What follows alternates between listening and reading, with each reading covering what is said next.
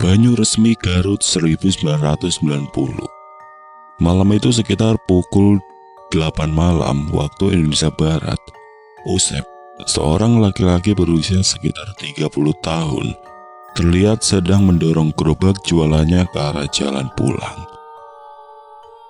Semua dagangan jagung rebusnya malam ini sudah habis terjual lebih awal, diborong oleh para pemuda yang sedang meronda di pos ronda pusat kota alun-alun daerah Banyuresmi.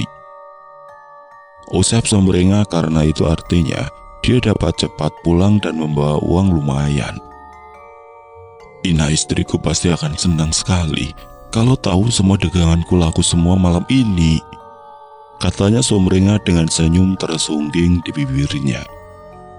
Usep yang ingin cepat sampai semakin bersemangat mendorong gerobaknya. Kampung tempat Usep dan Ina istrinya tinggal bisa dikatakan saat itu masih minim dengan penerangan jalan. Tidak heran bila Usep juga mengandalkan lampu patromak untuk membantunya jualan, sekaligus membantunya memberi penerangan saat malam sudah menjelang. Ketika melewati jalan yang mulai gelap dan lengang di antara pepohonan yang tinggi berjajar di sepanjang pinggir jalan, Usep selalu mendorong gerobak jagung rebusnya lebih kencang, terutama saat melewati sebuah tikungan yang menghubungkan kampungnya dengan kampung tetangga, yang konon akhir-akhir ini dihebohkan oleh teror arwah Mak Siti. Ya, Mak Siti seorang pemandi jenazah dari kampung tetangga dan berusia 60 tahun yang baru saja meninggal 2 hari yang lalu. Banyak warga di kampung Usep dan kampung tetangganya bersaksi kalau mereka sudah jadi korban teror Mak Siti yang arwahnya gentayangan.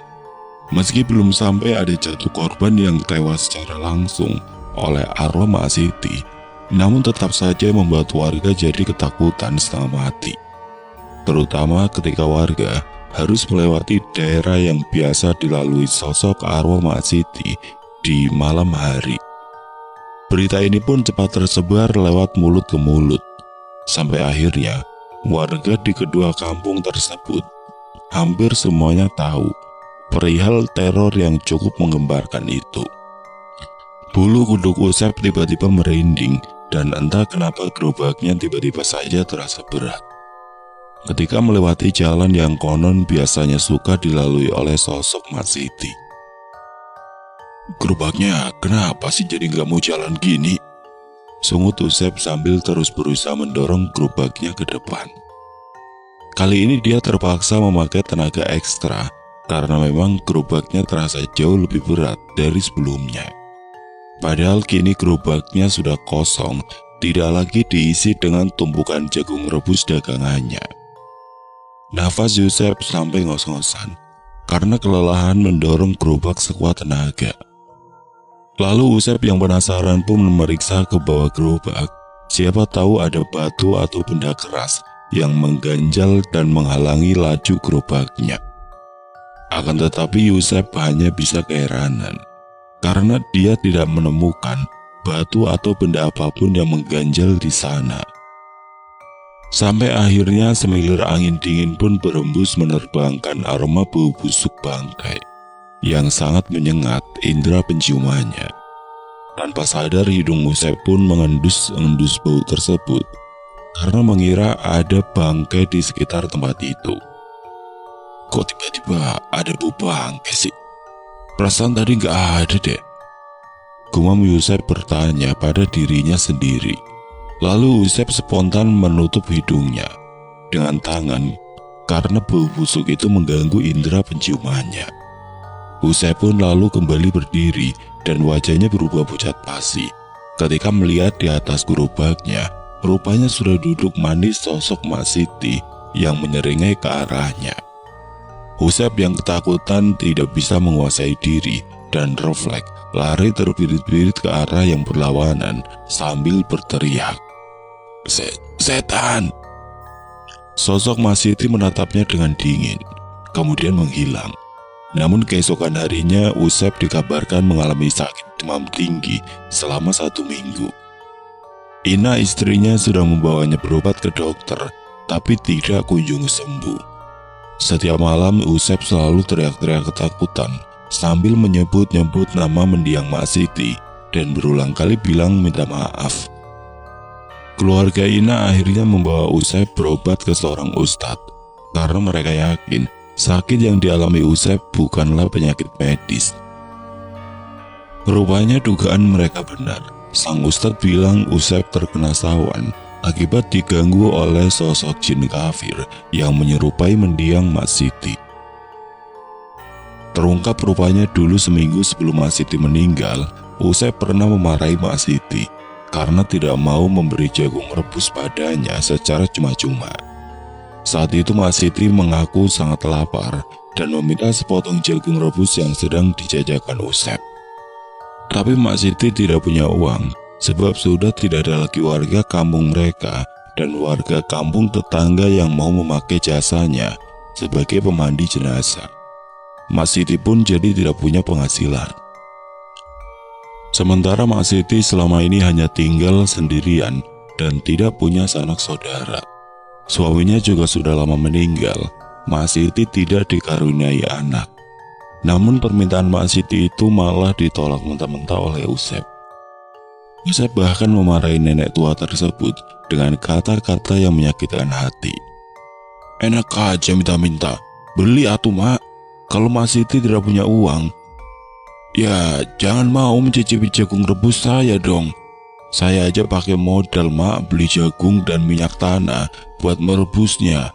Emak malah enak aja tinggal minta gratis. Rugi dong saya." Sungut Usep setengah membentak Mak Siti. Tapi Mak Siti yang sudah tidak tahan menahan rasa lapar yang dirasakannya, tetap mencoba nekat meminta belas kasihan dari Usep. "Tolong Nini Jang Usep, Nini tidak minta banyak-banyak, cukup minta sepotong jagung rebus saja. Nini sudah tidak kuat menahan lapar dari kemarin, Jang. Perut Nini sudah sakit sekali." Hibah Mak Siti seraya meringis, lalu memegangi perutnya dengan tangan kirinya yang terlihat sudah dihiasi keriput. "Itu bukan urusan saya, sana pergi," bentak Usep seraya mengusir Mak Siti agar menjauhi gerobak jualannya. Dia juga mencoba menepis tangan kanan Mak Siti yang hendak memegang tangan kirinya.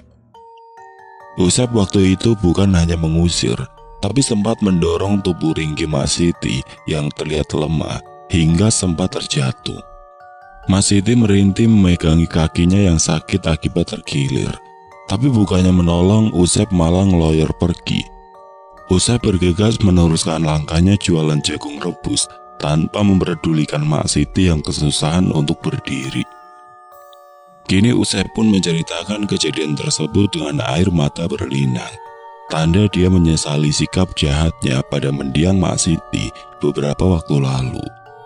Pak Ustadz bilang sebaiknya Usep minta maaf pada mendiang Mak Siti atas sikap jahat yang pernah dia lakukan pada beliau. Karena Usep diteror akibat kesalahannya sendiri. Usep pun janji akan minta maaf setelah Usep didoakan dan diruqyah oleh Pak Ustadz. Keesokan harinya Usep pun sembuh dari sawan yang sempat dialaminya. Rupanya Usep bukanlah satu-satunya warga yang diteror oleh Mak Siti. 3 hari sebelumnya, tepat ketika Mak Siti belum lama meninggal, malam harinya 2 orang peronda yang sedang berkeliling kampung tanpa sengaja melihat ada seseorang tampak berjalan gontai tidak jauh dari depan mereka. Kedua peronda tersebut merasa heran, kenapa ada perempuan tengah malam jalan sendirian sambil membawa tikar dan gayung dari Batok Kelapa. Dan, itu siapa ya? Kok ada perempuan jam segini masih berkeliaran di jalan?" tanya Rustam kepada Dadan rekannya, seraya menunjuk dengan telunjuk tangan kanan. Dadan yang berjalan di samping Rustam langsung mengarahkan senternya ke arah yang ditunjukkan Rustam. "Iya ya, itu dia bawa apaan ya? Kok kayak bawa tikar sama gayung dari Batok Kelapa?" Dadan balik bertanya sambil agak menyipitkan matanya untuk memastikan bahwa apa yang dilihatnya itu tidak salah. "Masa sih?" Kali ini Rustam mengambil senter yang dipegang Dadan, lalu menyorot ke depan di mana perempuan yang sedang mereka bicarakan itu sedang berjalan tepat di depan mereka.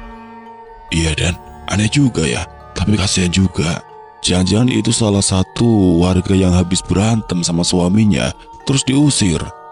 Rustam malah mengambil kesimpulan sendiri, hingga membuat Dadan menonyor kepalanya. Kamu itu, Rus, kalau ngomong suka sembarangan. Mana ada orang diusir cuma bawa tikar sama gayung dari Batok Kelapa doang. Minimal bawa tas berisi pakaian atuh. Ngaco kamu mah. Protes Dadan sambil geleng-geleng kepala menentang pendapat Rustam. Rustam hanya menggaruk-garuk kepalanya yang tidak gatal sambil nyengir. Dalam hatinya Rustam membenarkan semua ucapan Dadan.